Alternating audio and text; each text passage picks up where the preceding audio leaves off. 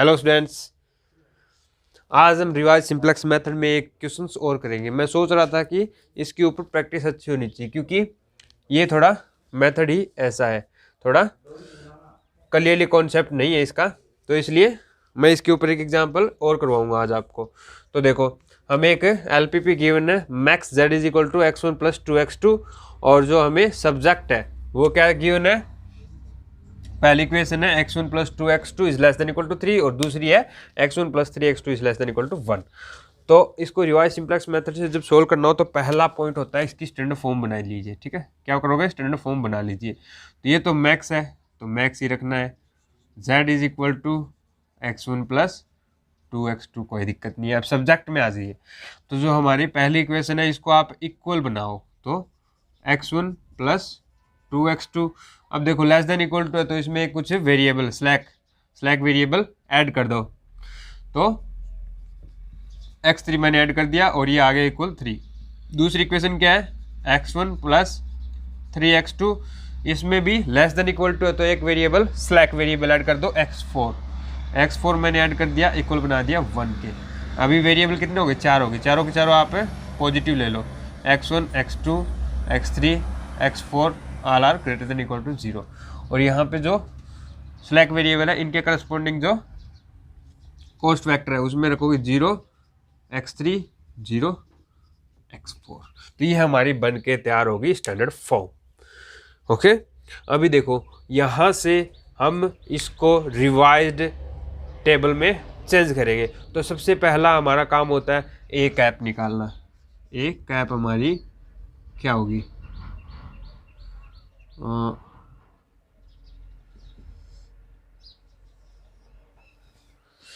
तो देखो 1 2 1 0 ए रखो और नीचे माइनस सी रख देना। क्या करोगे, माइनस सी। ठीक है, तो 1 2 1 0 और दूसरी इक्वेशन क्या है 1 3 0 1 1 3 0 1। अब हमारा काम क्या होगा, लास्ट जो वेक्टर है वो हम रखेंगे, जो हमारा कोफिशिएंट वेक्टर उसका नेगेटिव, सी का नेगेटिव रख दो। तो यहाँ पे आ गया -1, यहाँ पे आ गया -2 और ये 0 और ये 0। तो हमारी ए कैप बन के तैयार हो गई। ठीक है, तो ये हमें बहुत काम आने वाली है। फिर आप रखो बी कैप। तो बी कैप आपके पास क्या है, बी और नीचे 0 रख दो। बी हमारे पास 3 और 1 है, 3 1 और यहाँ पे रख दो आप 0। ये हमारे पास बी कैप भी आ गया। अब हमारा काम होता है इनिशियल बेसिस निकालना। ठीक है, तो सिंपल सी बात है, आपको बी कैप निकालना पड़ेगा। तो बी कैप निकालने के लिए आप क्या करोगे, इसकी बेसिस में जो यानी कि जो सिंप्लेक्स मेथड है उसमें जो इनिशियल बेसिस है यानी कि 1 0 0 1 ये रखो यहाँ पे 1 0 0 1। इसके करस्पॉन्डिंग जो हमारे पास सी की वैल्यूज है यहाँ से वो क्या है 0 0 0 0। अब बात आती है थर्ड कॉलम की। तो थर्ड होता है ऑलवेज ये 0 0 1 ही रखना है, ऑलवेज थर्ड कॉलम हमेशा 0 0 1 आएगा, ये बात नोट रखना। ओके, अब हमें चाहिए इसका इन्वर्स। ये तो आइडेंटिटी मैट्रिक्स है, इसका इन्वर्स भी तो ये खुद होगी। ओके, हमारा काम अभी तक बेसिस वाला बन गया। सबसे ए कैप और बी कैप लिखने के बाद हमारा थर्ड काम होना चाहिए बी कैप इन्वर्स निकालना है, यानी कि इनिशियल बेसिस निकालना। हो गया। अब हम चेक करते हैं जेड जे माइनस सी जे। ठीक है, जेड जे माइनस सी जे, तो वो चेक करने के लिए आप जो भी बेसिस निकाली है अभी फिलहाल अभी जो निकाली है उसका लास्ट रो रखो यहाँ पे 0 0 1 और इसको मल्टीप्लाई करवा दो ए कैप से। तो 1 2 1 0 1 3 0 1 -1 -2 0 0।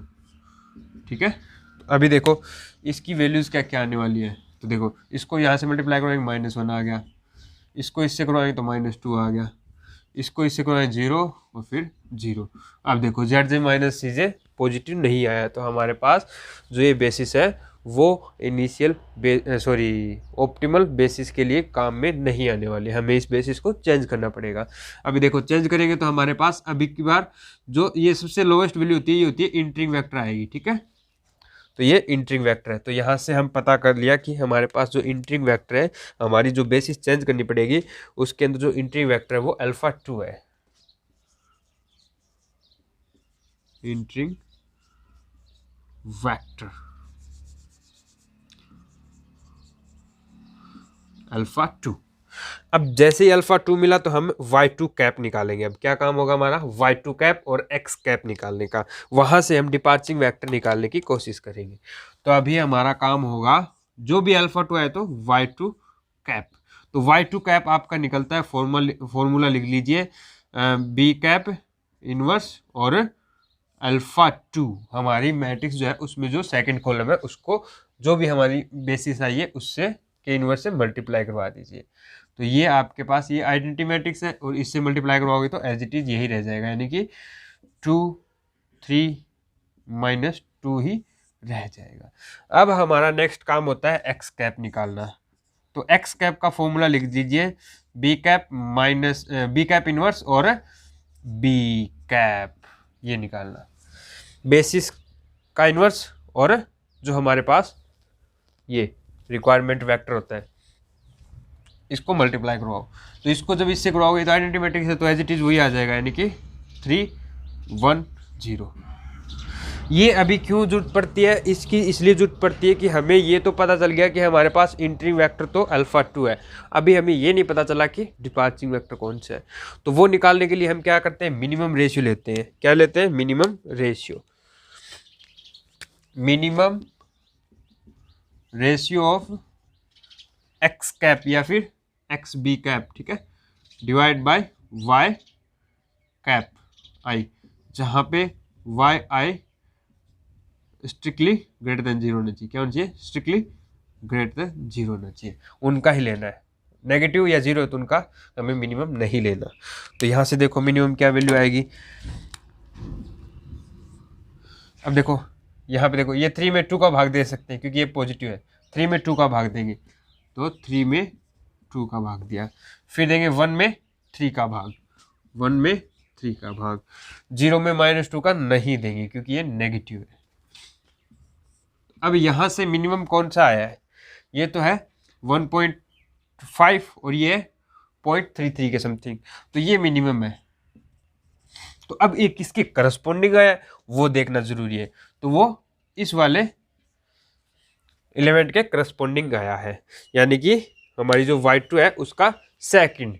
तो हमारी बेसिस के अंदर जहाँ पे 1 यानी कि सेकंड वाला कॉलम, यानी कि ये वाला कॉलम भाग जाएगा, यानी कि जहाँ पे बेसिस बन रही है ना 0 1 0 बन रही है वो वाली भाग जाएगी। यहाँ पे 2 है तो सेकंड कॉलम भाग जाएगा। तो अब इसकी जगह ये किसकी जगह था, 0 1 0, हमारी मैट्रिक्स कहाँ गई, ये रही 0 1 0, ये लास्ट वाला था तो लास्ट वाला गायब, और इसकी जगह क्या आ गया हमारे पास, अल्फा 2 आ गया। तो अब नई बेसिस लिखो, अब अपनी इस बेसिस का काम खत्म, नई बेसिस आएगी, अब ये सारा ताम झाम खत्म अब, ठीक है।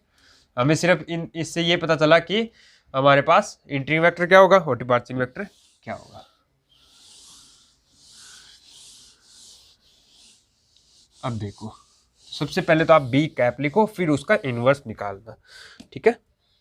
तो बी कैप लिखो, तो बी कैप अब की बार 1 लिख दो इसको, वो इनिशियल बेसिस थी, अब की बार बेसिस चेंज कर दी हमने, इसको B1 नाम दे दिया, B1 कैप। तो B1 कैप लिखने के लिए आप क्या करोगे, पहला कॉलम तो ये वाला ही था जिसमें वो था ना वही रखना है, फिर उसमें चेंज क्या हुआ था, इसकी जगह ये वाला आ गया था, यानी कि 2 3 -2 आ गया था, और थर्ड कॉलम हमेशा 0 0 1 रहता है, 0 0 1 रहता है। ओके, अब हमें चाहिए इसका इनवर्स, ठीक है। तो हमें चाहिए B1 कैप का इनवर्स चाहिए। अब इसका इनवर्स मैं डायरेक्ट निकाल रहा हूँ, argument bye adjoint bye determinant. तो आप भी निकाल सकते हैं, कोई बड़ी बात नहीं है। तो ये आपके लिए रफ वर्क है या फिर जो भी एक होमवर्क है। इसका 3 आ गया, और इसके लिए निकालें तो 0, और इसके लिए निकालें तो 0, और इसके लिए निकालें तो 2 यानी कि -2, और इसके लिए निकालें तो 1 और प्लस माइनस प्लस, ठीक है। और फिर इसके लिए निकालें तो -2 और -2 और -2 +2, सॉरी, हाँ ठीक है। और फिर इसके लिए निकालें तो 0, इसके लिए निकालें तो 0 और इसके लिए निकालें तो 3, और इसका डिटर्मिनेंट है 3 - 0 3, ठीक है। तो इसको 1/3 से डिवाइड कर दोगे, 1/3 से डिवाइड कर दोगे, तो यहाँ से अपने पास जो मैट्रिक्स है वो बन गई। यहाँ पे 1 आ जाएगा, यहाँ पे 2/3 आ जाएगा, 1/3 आ जाएगा, 2/3 आ जाएगा, और ये हमारी बेसिस बन गई। बी कैप का इन्वर्स अपने पास आ चुका है। अगर नहीं समझ में आ रहा तो इसको मल्टीप्लाई करवा के देख लो, आइडेंटिटी मैट्रिक्स बन जाएगी। ओके, हमारे पास बी इन्वर्स आ गया। अब हमारा काम क्या होता है, जेड जे माइनस सी जे निकालना है। क्या काम होगा, जेड जे माइनस सी जे निकालना। तो जेड जे माइनस सी जे निकाल लीजिए। जेड जे माइनस सी जे कैसे निकालोगे, ये लास्ट वाला जो भी बेसिस आई है, हमारे ध्यान रखना, जो भी बेसिस का इन्वर्स आया उसका लास्ट कॉलम पकड़ो, लास्ट रो पकड़ो, सॉरी, 0, 2/3 और 1, और इसको मल्टीप्लाई करवा दो ए कैप से, ठीक है। तो अभी देखो ए कैप से मल्टीप्लाई करवाना है, तो देखो इस कॉलम को इससे मल्टीप्लाई करवाना है, तो 2/3 और -1, 2/3 -1 करोगे तो -1/3 आएगा, -1/3 आएगा। नेक्स्ट इसको इससे मल्टीप्लाई करो तो 0 और ये 3 यानी कि 2, और 2 - 2 0 आ गया। फिर इसको इससे करो तो 0 0 0 0 आ गया, इसको इससे करो तो 2/3 आ गया। ये हमारे पास जेड जे माइनस सी जे आ गया, जो कि प्योरली पॉजिटिव नहीं है, यहाँ पे नेगेटिव वैल्यू आ रही है ये वाली। तो हमारे पास अब समझ में आ रहा है इंट्रिंग वेक्टर क्या हो गया, अल्फा 1 हो गया। तो इंट्रिंग वेक्टर इज अल्फा 1। अब अल्फा 1 आया तो y1 कैप निकाल लीजिए। y1 कैप कैसे निकालोगे, जो भी अभी अपनी b1 आई है ना, b1 कैप इनवर्स, और इसको करवा दो आप अल्फा 1 से मल्टीप्लाई, यानी कि इस वेक्टर से मल्टीप्लाई करवा दो इस बेसिस को, इस बेसिस को इस वेक्टर से मल्टीप्लाई करवा दो। तो देखो ये वाला इस पे जाएगा तो 1 और -2/3, तो ये आ गया 1/3। खुद करवा के देख लो क्या करवाना है, ये रहा, ये रखो और अल्फा 1 ये वाला कॉलम रखो, इतना करना है। तो मैं डायरेक्ट करवा रहा हूँ 1 - 2/3, तो ये हो गया 1/3, और फिर ये इससे करवाएंगे तो 1/3, फिर इसको इससे करवाएंगे तो 2/3 -1, तो -1/3, -1/3, तो ये हमारे पास आ गया y1 कैप। फिर आप निकालोगे x, क्या निकालोगे, x कैप। तो x कैप के लिए मैंने क्या बताया था, जो भी बेसिस आई है इसका इन्वर्स चाहिए, और इसको करवा दो b कैप से मल्टीप्लाई, तो यानी कि b1 cap inverse into b cap. तो मैं इस बेसिस को उस वाले वेक्टर से मल्टीप्लाई करवाऊंगा।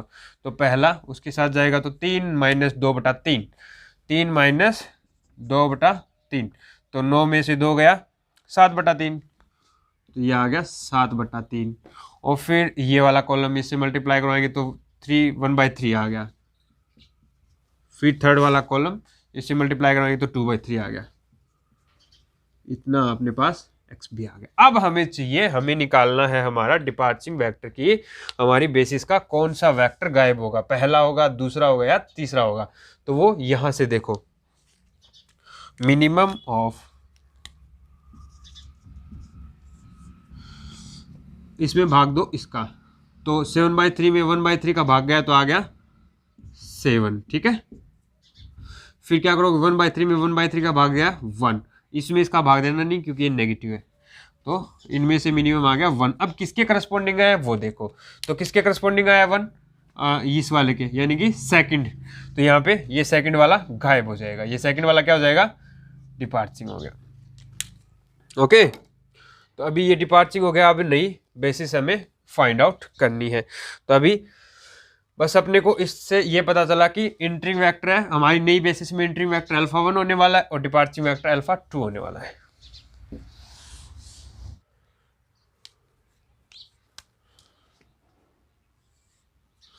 तो देखो अल्फा 2 की जगह क्या आ रहा है, अल्फा 1 आ रहा है, तो ये वाला वेक्टर रख लीजिए 1 0 0, और अल्फा 2 की जगह ये रख लीजिए 1 1 -1, और फिर एक लास्ट क्या है 0 0 1। ये तो हमारी बेसिस के अंदर होता ही होता है। ओके, नेक्स्ट हमें क्या करना है, इसका इन्वर्स निकालना है। तो ये B2 ले लो, ठीक है, अब की बार नई बेसिस आ गई B2, और इसका इन्वर्स निकालो। तो इसके करस्पॉन्डिंग निकालेंगे तो 1। तो ये हमारे पास आ गई क्या, बेसिस B2 इन्वर्स आ गया। अभी आपका क्या होगा, ZJ माइनस CJ चेक करना। क्या, ZJ माइनस CJ। तो देखो ZJ माइनस CJ, तो वो क्या कैसे चेक करोगे, ये लास्ट रो पकड़ो 0 1 1, और इसको मल्टीप्लाई करवा दो A कैप से, तो देखो क्या आएगा। तो पहले आप 1 -1 0 आ गया, दूसरा 3 -2 1 आ गया, और फिर 0 आ गया, और फिर 1 आ गया। अपना काम बन गया। ZJ minus CJ all positive implies ZJ minus CJ is positive for all J. Thus, this basis is work for the optimal solution. अब आपका सीधा सा काम है, आप निकालो x cap. This is optimal solution होगा, ठीक है। कैसे निकलेगा, B2 कैप का इनवर्स और B कैप से मल्टीप्लाई करवा दो, इसको आप इस वेक्टर से मल्टीप्लाई करवा दो, तो वो आपके पास आ जाएगा।